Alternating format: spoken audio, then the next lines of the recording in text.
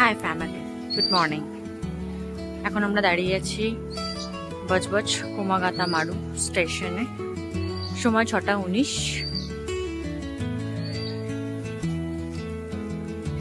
আমাদের ট্রেন প্ল্যাটফর্মে চলে এসেছে 34115 আপ শিয়ালদা বজবজ থেকে। তো আমরা এখন এই ট্রেনে করে যাব শিয়ালদা, এবং শিয়ালদা থেকে আমরা নর্থ জোনের ট্রেন ধরে যাব বনগাঁ। তো চ্যানেলে ফলো করো, নতুন ভিডিও নিয়ে আসছি। আর এখন চলো যাওয়া যাক, ট্রেনে উঠে পড়ি। জুনিয়র উঠে পড়েছে।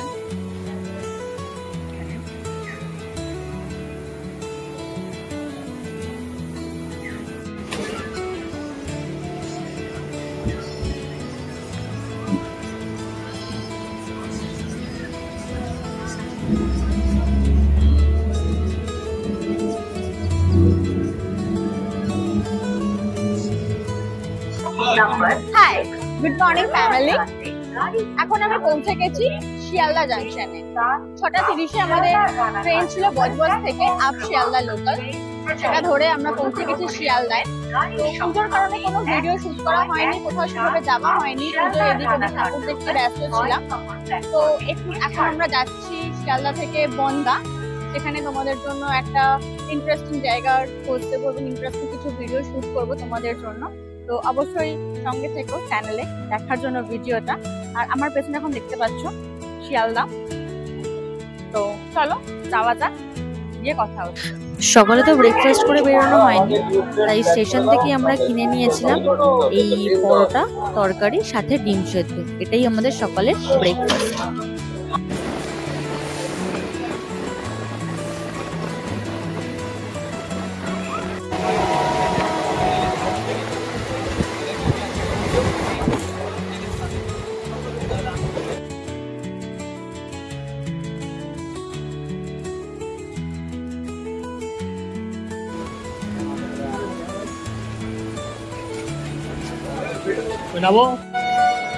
তো এখন বাজে 10:10। আমরা 8:10-এর বনগাঁ লোকাল ধরেছিলাম শিয়ালদা থেকে, এই হিসাবে পৌঁছালাম বনগাঁয়। তো চলো প্ল্যাটফর্ম থেকে বেরোই, বেরিয়ে টোটো অটো কি পাওয়া যায় আগে দেখি। চল।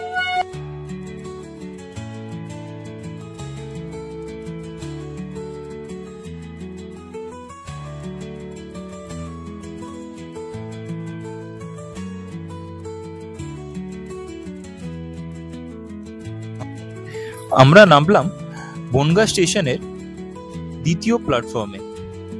এখানে একটি জেন্টস টয়লেট আছে, তার ডান পাশ থেকে একটি রাস্তা নেমে গেছে, এবং তারই ডান দিকে বনগাঁ স্টেশনের 1 নম্বর প্ল্যাটফর্ম। সেই রাস্তা ধরে মেন রোডের দিকে এগিয়ে চললাম অটো টোটোর জন্য। আমাদের রিসর্ট থেকে অটো আসার কথা আছে।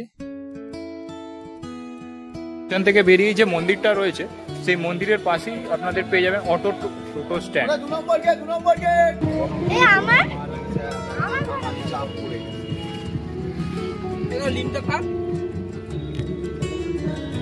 তো বনগাঁ স্টেশন থেকে আমরা অটো পেয়ে গেছি।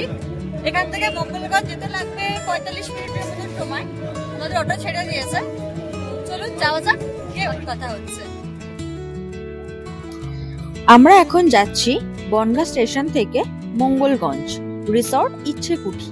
আমাদের সেখান থেকেই অটো পাঠিয়েছে। আমরা এখন রিসর্টের দিকেই যাচ্ছি, চলুন গিয়ে আপনাদের সবটা দেখাচ্ছি।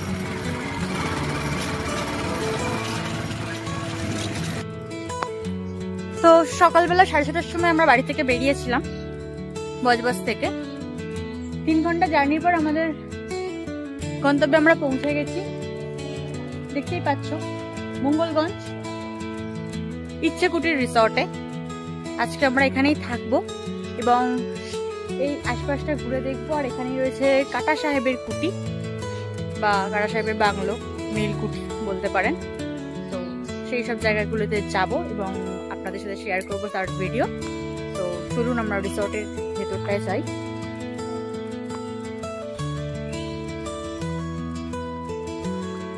তো আমরা এসে গেছি এখন ইচ্ছেকুটির ক্যাম্পে। আসতেই দাদা আমাদের সার্ভ করলো ওয়েলকাম ড্রিঙ্কস। নাও তুমি।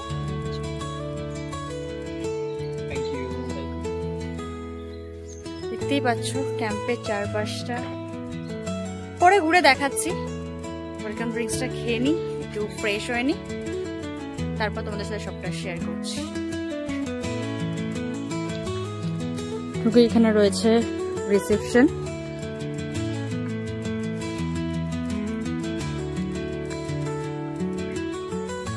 কেউ যদি টু হুইলার বা ফোর হুইলার নিয়ে আসতে চান তো আসতে পারেন। এর ভিতরে অনেক স্পেস রয়েছে, তো এখানে পার্কিং এর কোনো সমস্যা নেই।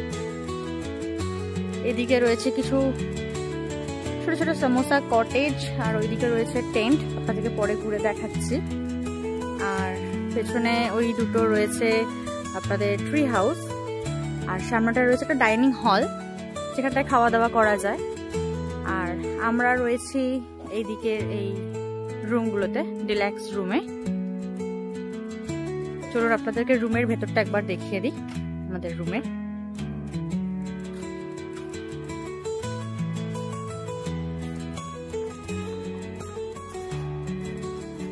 আমাদের রুম নাম্বার হচ্ছে 114, 114। এই যে একজন অন্যায় করে হচ্ছে না, এখন আবার রোদ দেখতে যাচ্ছে, দাঁড়াও একটু পরে বাইরে যাব। আর ডিলাক্স রুমগুলো বেশ অনেকটাই বড়, বিশাল বড় একটা বেড রয়েছে, স্ট্যান্ড ফ্যান, সিলিং ফ্যান সবই রয়েছে। আর আপনাদের জামা কাপড় কিছু যদি রাখার থাকে তার জন্য একটা বড় ওয়ার্ড্রোব রয়েছে, এবং ব্ল্যাঙ্কেট ওরা দিয়ে দিয়েছে যদি প্রয়োজন হয় সেই কারণে। এখানে একটা খুব সুন্দর কোজি সোফা রয়েছে, সোফার সাথেই রয়েছে একটা ছোট্ট টেবিল, সেন্টার টেবিল। আর বেড সাইডে রয়েছে ছোট্ট একটা বেড সাইড টেবিল, টিভির রিমোট রয়েছে, এসির রিমোট রয়েছে, সবকিছুই রয়েছে। আর এখানে একটা রয়েছে আপনার ওয়াশরুম। ওয়াশরুমটাও ছোট্ট খাট্ট, বেশ সুন্দর, পরিষ্কার পরিচ্ছন্ন। শাওয়ার রয়েছে, গিজার অপশনও রয়েছে, কোনো রকম অসুবিধা হবে না শীতকালেও। তো এই হচ্ছে আমাদের রুম। দেখতেই পাচ্ছেন রুমের অবস্থা আমরা ঘেটে ফেলেছি। আর ইনি তো শুয়েই পড়েছেন, খুব ক্লান্ত হয়ে পড়েছেন, টায়ার্ড হয়ে পড়েছেন সেই কারণে। আর ওনার তো টায়ার্ড হওয়ার কোনো ব্যাপার নেই, তো উনি ওনার মতো খেলা করে যাচ্ছেন, বদমাইশি করেই যাচ্ছেন।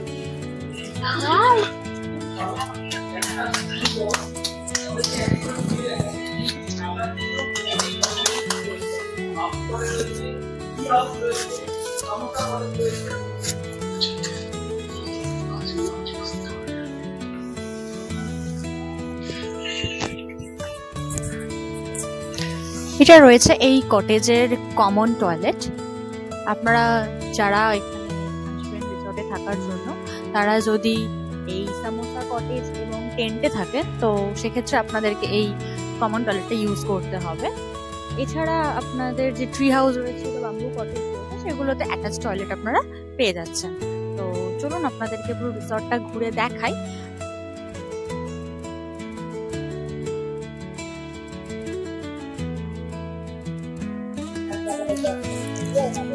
তো চলুন, এইটা হচ্ছে ইছেকুটির রিসর্টের সামোসা কটেজ। তো আমরা এখন সামোসা কটেজে ভেতরটায় যাচ্ছি, চলুন আপনাদেরকেও দেখাবো ভেতরটা কেমন লেগেছে। সামোসা কটেজটা দেখতে কিন্তু আমার ব্যাপক লেগেছে, একটা পাহাড়ি পাহাড়ি ভাইবস রয়েছে, আর খুব সুন্দর গাছপালা দিয়ে পুরো চারিপাশটা ডেকোরেটেড করা রয়েছে। তো চলুন ভেতরটায় যাওয়া যাক। ওয়াও, খুবই সুন্দর একটা কোজি রুম। এখানে গদি দেওয়া রয়েছে, যদি ঠান্ডা লাগে একটা ব্ল্যাঙ্কেটও দেওয়া রয়েছে, দুটো পিলো, সাইড একটা সাইড টেবিল রয়েছে, এবং একটা ফ্যানও রয়েছে। একটা না, দুটো ফ্যান রয়েছে যদি খুব গরম লাগে। আর এখানে একটা হুক দেওয়া রয়েছে জামা কাপড় রাখার জন্য। ছোট্টর মধ্যে একদম কোজি, সুন্দর সুন্দর লাগলো আমার এই সামোসা কটেজটা। সামোসা কটেজের একদম পাশেই রয়েছে টেন্ট। ইছেকুটি রিসর্টের টেন্ট রয়েছে, এখানে 4টি টেন্ট পরপর রাখা রয়েছে। আর সব থেকে ভালো ব্যাপার যেটা হচ্ছে টেন্টের উপরটাই কিন্তু শেড করা রয়েছে, তো বৃষ্টি হোক যাই হোক কোনো প্রাকৃতিক দুর্যোগে কোনো রকম সমস্যা হবে না টেন্টগুলোতে। চলুন টেন্টের ভেতরটা দেখি কেমন। ওয়াও, খুব সুন্দর। এটা একটা কোজি টেন্ট, একটা গদি দেওয়া রয়েছে, দুটো পিলো আছে এবং একটা টাওয়েল, আর যদি ঠান্ডা লাগে সেই জন্য একটা ব্ল্যাঙ্কেটও রয়েছে। আর যেহেতু এখন অতটা ঠান্ডা পড়েনি, গরম আছে, তাই এখানে স্ট্যান্ড ফ্যানেরও ব্যবস্থা রয়েছে। টেবিল ফ্যানটা এখানে লাগিয়ে নিলে খুব সুন্দর থাকা যাবে। বেশ সুন্দর, টেন্ট গুলো খুব সুন্দরভাবে সাজানো, পরপর 4টে টেন্ট এখানে রয়েছে দেখতেই পাচ্ছেন। তো চলুন আর যে রুমগুলো রয়েছে ব্যাম্বু কটেজ ট্রি হাউস সেগুলোতে যাওয়া যাক।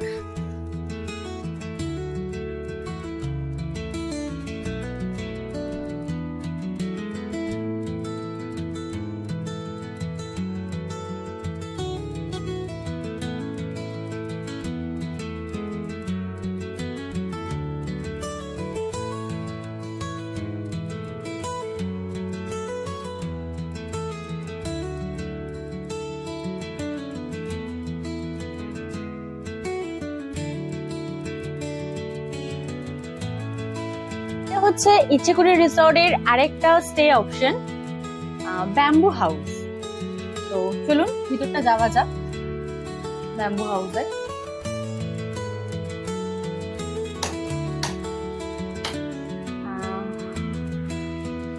ব্যাম্বু হাউসের ভিতরে একটা খুব সুন্দর বেড রয়েছে, ব্ল্যাঙ্কেট, দুটো পিলো এন্ড টাওয়েল সবকিছু এখানে আছে।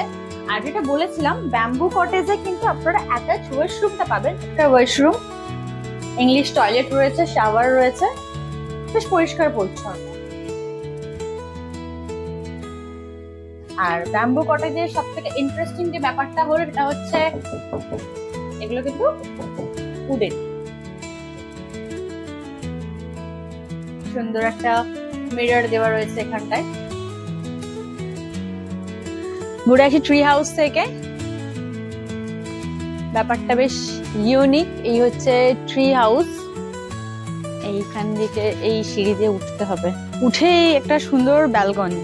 যদিও সেরকম ব্যালকনি থেকে কিছু দেখার নেই, সামনে ব্যাম্বু কটেজের জন্য ভিউটা ব্ল্যাঙ্ক হয়ে গেছে, বাট তাও একটু দাঁড়ানো যাবে, ঠান্ডা হাওয়া খাওয়া যাবে ব্যালকনিতে।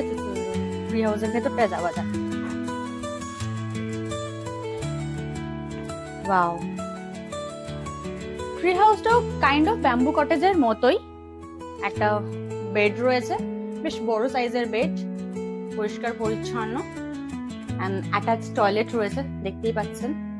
টয়লেটটাও বেশ পরিষ্কার, ঠিক আছে। আর ট্রি হাউসের প্রধান ব্যাপারটা যেটা হচ্ছে, মানে মেন আকর্ষণ যেটা হচ্ছে এই ব্যালকনিটা। ব্যালকনিটা থেকে বেশ একটা সুন্দর গ্রিনারি ভিউ পাওয়া যায়, অপূর্ব লাগছে বেশ।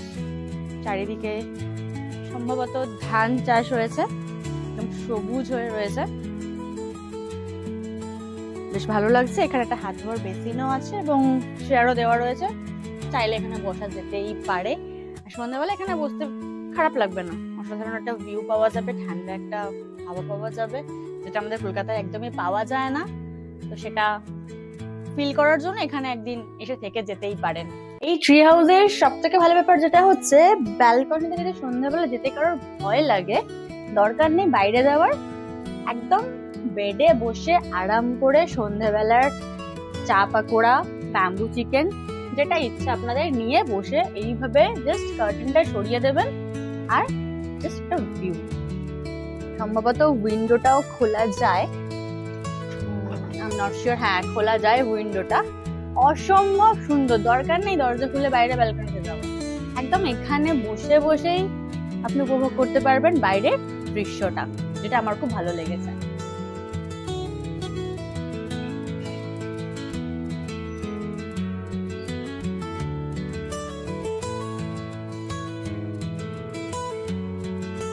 তো এখন বাজে বেলা 2টো, আমাদের লাঞ্চের টাইম হয়ে গেছে।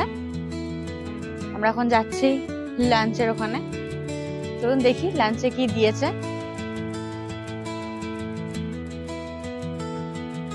এই হচ্ছে কিচেন, আর তার পাশে হচ্ছে ডাইনিং রুম। চলুন, বসে পড়তেই লাঞ্চ সার্ভ হয়ে গেছে। আছে গরম গরম ভাত, গ্রিন সালাড, ঝুই আলু ভাজা, এখানে রয়েছে পটলের তরকারি, আচ্ছা পটল চিংড়ি আছে, আর এখানে একটা ধোকার ডালনা আছে, সাথে রয়েছে ডাল আর কিছু মাছ আছে, মাছের কালিয়া রয়েছে। চলুন শুরু করা যাক।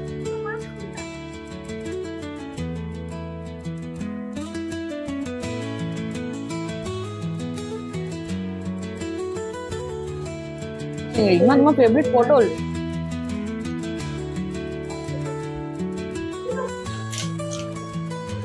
আমাদের মধ্যাহ্ন ভোজন শেষ, খুব ভালো খেলাম, একদম বাঙালি ঘরোয়া রান্না, খুব ভালো লাগলো খাবারটা। আর মাছটা তো অপূর্ব স্বাদ ছিল, এবং পিসগুলো যা ছিল মাছ খেতে খেতে হাঁপিয়ে যাবে, এত বড় বাজের পিস ছিল।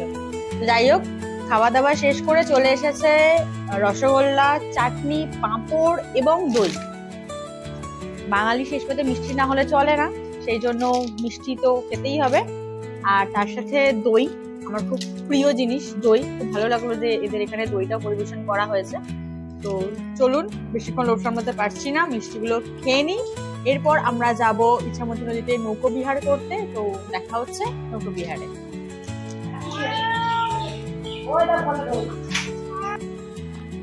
এই হচ্ছে আমাদের রিসোর্ট ইচ্ছেকুটি।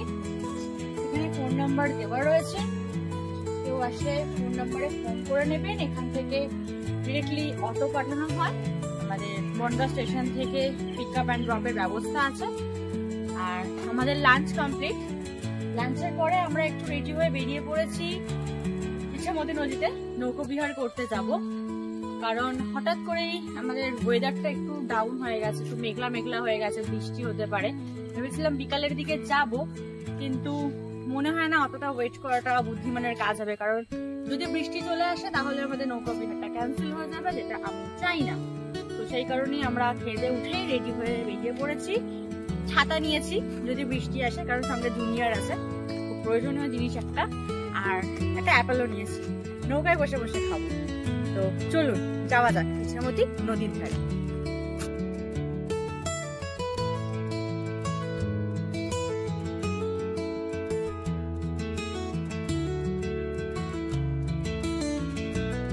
তো আমরা পৌঁছে গেছি ইছামতি নদীর ঘাটে। ওপরটা দেখতে পাচ্ছেন ঘাট। আমরা ঘাটে যাইনি, আমরা পাশ থেকে একটা রাস্তা চলে গেছে, সেখান থেকে নেমেছি। আর এইখানে দেখতে পাচ্ছেন ইছামতি নদীর একদম বর্ষায় পরিপূর্ণ টলটলে জল, অপূর্ব লাগছে। আর ইছামতি নদীর ঠিক ওপারটাতেই রয়েছে বিভূতিভূষণ অভয়ারণ্য, আমরা ওখানটাতেও যাব। তার আগে আমরা এখন একটু নৌকা বিহার করে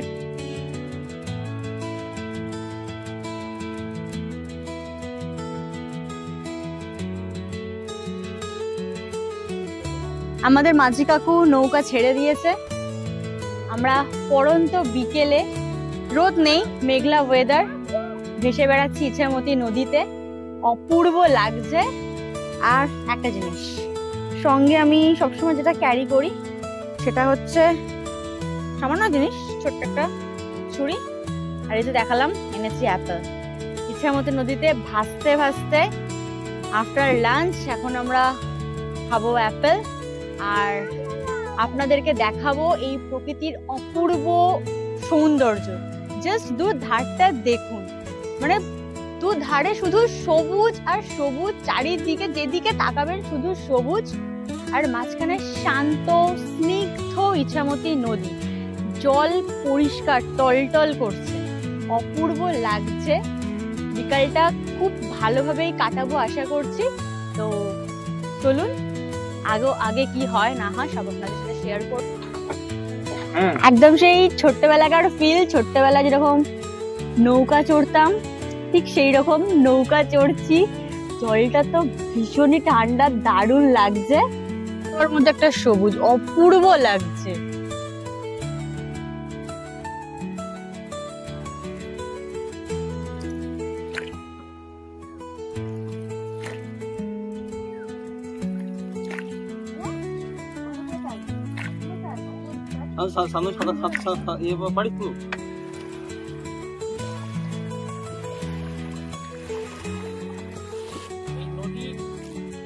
নদীর নাম তো চিংড়ি মাছের নামে নাম, আর তার থেকে মুক্ত যোগ আছে।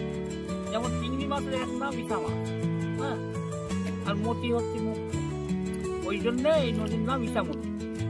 আমরা ছোটবেলায় দেখেছি তখন এই মুক্ত কলাতে আসতো, হ্যাঁ, এই যে ছোট ছোট যে কলা ঝিনুক কলা না, প্রচুর পরিমাণে কলা আমরা দেখেছি ঝিনুকের মধ্যে, তখন আমরা যে টাইমে দেখেছি তখন কম পেত। আর আমরা এখন ভেসে বেড়াচ্ছি ইছামতি নদীতে, আর মাঝি কাকার থেকে শুনে নিলাম ইছামতি নদীর নাম কেন ইছামতি নদী হয়েছে। একসময় এখানে প্রচুর চিংড়ি মাছ পাওয়া যেত এবং মুক্ত পাওয়া যেত, দুটোর নাম মিলিয়ে নদীর নাম হয়েছে ইছামতি নদী।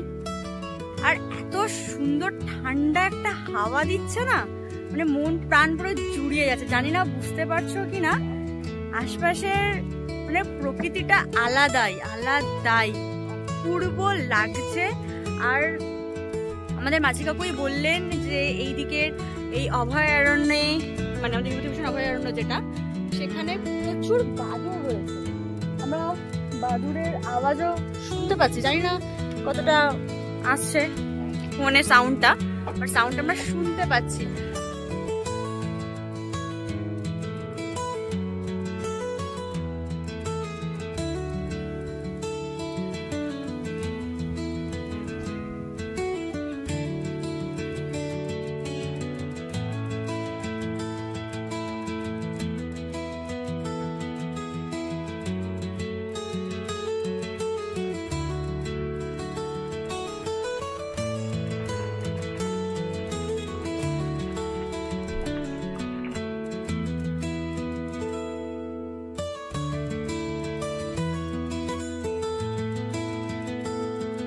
সন্ধেবেলার এই মায়াবী পরিবেশে এই রকম একটা সুন্দর রিসর্টে, এই রকম খোলামেলা একটা জায়গায় বসে এখন আমরা উপভোগ করব ইচ্ছেকুটির রিসর্টের সব থেকে ফেমাস ডিশ ব্যাম্বু চিকেন।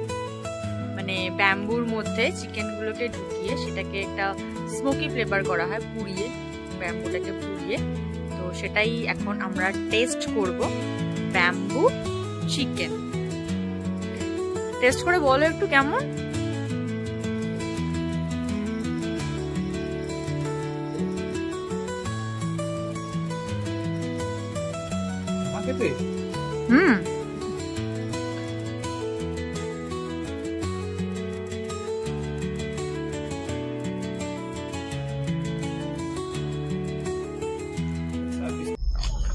এখন বাজে রাত 9টা। আমরা রিসর্ট থেকে বেরিয়েছি কাটা সাহেবের কুঠি দেখতে। রিসর্টেরই একজন দাদা আমাদেরকে নিয়ে যাচ্ছেন কুঠিটা একটু ঘুরে দেখাতে। আর সামনে আলোর জন্য বোধহয় বুঝতে পারছেন না, জুনিয়র আর স্যান্ডি যাচ্ছে। আর একদম সামনে যাচ্ছে আমাদের রিসর্টের সেই দাদা, হাতে একটি লণ্ঠন নিয়ে। এখনই পরিবেশটা বেশ গা ছমছমে, একটু অন্যরকম লাগছে পরিবেশটা। চারিদিকে নিস্তব্ধ, ঝিঝি পোকার ডাক শুনতে পাচ্ছি। তো চলুন আস্তে আস্তে আমরা যাই সেই কুঠির দিকে। এই যে রিসর্টের দাদাটা এগিয়ে যাচ্ছে হাতে একটি লণ্ঠন নিয়ে, আর চারিদিকের অন্ধকারটা জমাট বাঁধা একটা অন্ধকার। জানি না কতটা ক্যামেরায় বোঝা যাচ্ছে, তবে আশপাশটা একদম নিস্তব্ধ। আর চারিদিকে অন্ধকারটা ছাওয়া অন্ধকার নয়, একদম জমাট বাঁধা কালো অন্ধকার। যে অন্ধকারেই একটা নতুন এক্সপিরিয়েন্স করতে যাচ্ছি, যেটাকে সবাই বলে কাটা সাহেবের কুঠি বা নীল কুঠি। সেটাই আমরা এখন দেখতে যাচ্ছি। রাস্তায় একটা কুকুরও দেখা যাচ্ছে না, শুধু আমরা এই কজনই যাচ্ছি। তো চলুন যাওয়া যাক। কিরকম কি এক্সপিরিয়েন্স হয় না হয় সেটা অবশ্যই আপনাদের সাথে শেয়ার করব, ভিডিওর সাথে থাকবেন। আমার কাছে এইরকম একটা অভিজ্ঞতা একদমই নতুন। মঙ্গলগঞ্জে এসে এইরকম একটা অ্যাডভেঞ্চারাস অভিজ্ঞতা করার ইচ্ছা ছিল বলেই আজকে আমরা এখানে স্টে করেছি। আর আমি এখন দাঁড়িয়ে রয়েছি মঙ্গলগঞ্জের নীলকুঠি অথবা কাটা সাহেবের কুঠি নামে যে বাড়িটি পরিচিত সেইখানে। এখন চারিদিকে নিস্তব্ধ অন্ধকার, এর মাঝে আমরা ফিল করছি একটা রিনরিনে, একটা খুব মৃদু ভয়ের আভাস। আমি বলতে বলতে আমার গায়ে কাঁটা দিচ্ছে। আর চারিপাশটা এতটাই অন্ধকার, আপনারা ভালোভাবে বুঝতে পারছেন কিনা সেটাও জানি না। তবে এখন সেই নীলকুঠি স্থাপত্যে প্রায় কিছুই সেরকম অবশিষ্ট নেই। চারিপাশের দেওয়ালগুলো একদমই ধ্বংসপ্রায় বলা যায়। আর উপরে কড়িবর্গার ছাদও একদমই ভেঙে পড়েছে, সেরকম কিছুই অবশিষ্ট নেই। হয়তো কালের নিয়মে সবটাই একসময় ধ্বংস হয়ে যাবে। আর এইখানে যেসব ঘরগুলো ছিল, নীলকুঠির ভিতরে যেসব ঘরগুলো ছিল, অসম্ভব একটা জমাট বাঁধা অন্ধকার ভিতরটায় বিরাজ করছে। আমার মানে ঢুকতেও ভয় লাগছে ভিতরটায়। আর একদম কুঠির পিছনটাতেই রয়েছে ঘন জঙ্গল। জঙ্গলের বাইরে ওপাশটা আর কিছু দেখা যাচ্ছে না, পুরোটাই জঙ্গল। তো আসুন আপনাদের কুঠিটা পুরোটা ঘুরে দেখাই। আর এইখানে একটা ঘর রয়েছে কুঠির, এখানেরও ছাদের অবস্থা খুবই শোচনীয়, মানে প্রায় ধ্বংসের পথে চলে গেছে, খুব একটা কিছু অবশিষ্ট নেই। তো এই নীলকুঠিতে দাঁড়িয়ে আমার একটা জিনিসই মনে হচ্ছে যে একসময় এইখানে কত ব্রিটিশ শাসক আমাদের সাধারণ কৃষকদেরকে বাধ্য করতো নীল চাষের জন্য, এবং তারা নীল চাষ করতে চাইতো না বলে হয়তো এই সব কুঠিতেই তাদেরকে ধরে আনা হতো এবং তাদের উপর চালানো হতো অকথ্য অত্যাচার। আজকে এখানে দাঁড়িয়ে সেই সব কথাগুলো আমার মনে হচ্ছে এবং রীতিমতো গায়ের রং খাড়া হচ্ছে। তো এই সব অত্যাচারে জর্জরিত হয়েই এখানকার চাষিরা একটা সময় সেই নীলকর সাহেবের মাথাটা কেটে দেয়, এবং তারপর থেকে এই নীলকুঠির নাম হয় কাটা সাহেবের কুঠি। এখানে ভূত তো আমি এখনো পর্যন্ত কিছু দেখতে পাইনি, জানি না দেখতে পাওয়া যায় কিনা, তবে ফিল করছি একটা ভয় কিন্তু আমার মনের মধ্যে কাজ করছে। কথা বলতে বলতে আমার গলার ভয়েস কেঁপে যাচ্ছে, জানি না সেটা আপনারা বুঝতে পারছেন কিনা।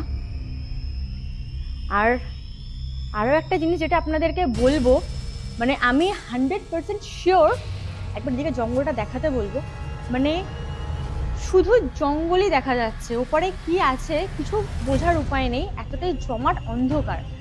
আর এখানে কেউ 1 মিনিটের বেশি একা আমার মনে হয় না দাঁড়াতে পারবে বলে। দাঁড়ানো তো দূরের কথা, সন্ধ্যের পর এই অঞ্চলে একা আসাটাই সবথেকে কঠিন ব্যাপার।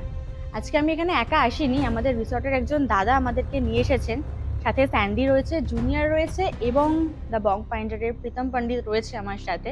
সবাই মিলে আসার পরেও একটা ভয়ের অনুভূতি আমাদের সবার মধ্যে কাজ করছে। যতদূর আমি জানি সম্ভবত 1800 শতকে তৈরি হয়েছিল মঙ্গলগঞ্জে এই নীলকুঠি। তারপর কেটে গেছে অনেকগুলো বছর, নীলকরদের অত্যাচার, চাষিদের ওপর জুলুম, চাষিদের ওপর করা অত্যাচার, সব কিছুর সাক্ষী হয়ে দাঁড়িয়ে রয়েছে এই ভগ্নপ্রায় নীলকুঠি। আপনারা যদি অ্যাডভেঞ্চার পছন্দ করেন এবং যদি ইতিহাস সম্বন্ধে কিছু জানতে চান, ইতিহাসের কিছু হারিয়ে যাওয়া স্থাপত্যকে ছুঁয়ে দেখতে চান, তাহলে একবার ঘুরে যাবেন এই মঙ্গলগঞ্জের নীলকুঠি অথবা কাটা সাহেবের কুঠি থেকে। দাদা, এখানে যে এই স্টোরিটা রয়েছে, মানে ভৌতিক যেসব কার্যকলাপ শোনা যায়, এগুলো কি মানে সত্যতা রয়েছে? কিছু সত্য তো আছে বটে। কেননা দেখুন, এত ইতিহাসে যেটা আমরা পড়েছি সেটা ইতিহাসে বইতেই পড়েছি, কিন্তু এখানে যে এসে যে ফিলটা আমরা পাচ্ছি সেটা ফিলটা তো বইয়ের পাতায় পাচ্ছি না, এখানে এসেই একদম পাচ্ছি। কিন্তু একদমই দাদা যেটা বললো একদমই তাই। আর আমাদের বাংলায় তো প্রবাদ রয়েছেই, যা ঘটে তারই কিছু রটে। তো কিছু না ঘটলে তো কিছু রটতো না। দাদার মুখ থেকে আমরা শুনলাম এখানের ঘটনা। তো আমাদের রাতের ডিনার চলে এসেছে, পোলাও, চিকেন কষা আর মিষ্টি। এখানে আরো অপশন রয়েছে, চাইলে আপনারা রুটি নিতে পারেন বা ভাতও নিতে পারেন। রুটি, চিকেন কষা বা ভাত, সবজি, ডাল, এরকম বাঙালি খাবারও আপনারা নিতে পারেন। সেটা ওদের আগে থেকে বলে দিতে হয়, বললে ওরা সেটা রেডি করে দেয়। আমরা পোলাও আর চিকেন কষা বলেছিলাম, তো আমরা রেডি করে দিয়ে দিয়েছে।